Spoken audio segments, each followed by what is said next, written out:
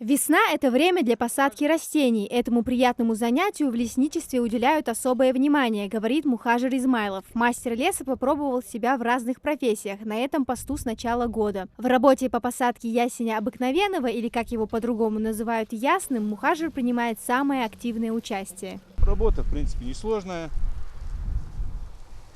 Удовольствие приносит. И пользу тоже, так мы думаем, принесет Лендали.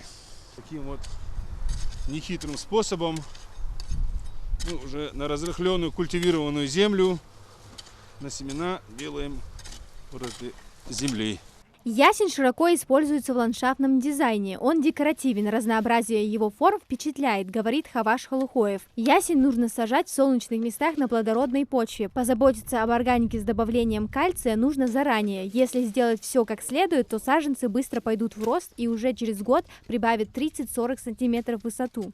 Сеянцы нуждаются в уходе, то есть придется там лишнюю траву убирать, чтобы солнце вот этих сеянцев, когда они вырастают, там трава вырастает из-за тени, то есть вот этот сеянец не вырастает, поэтому приходится как бы делать агроуходы, и чтобы солнечные лучи как бы попадали на наши вот эти сеянцы. Посадкой семян занимается Министерство природных ресурсов и экологии. Это делается с целью, чтобы был посадочный материал на следующий год, говорит министр. Выросшие саженцы смогут пересаживать по всей республике, где нужна будет посадка. Например, на территориях школ, детсадов и парков. Эти саженцы закупали в соседних республиках.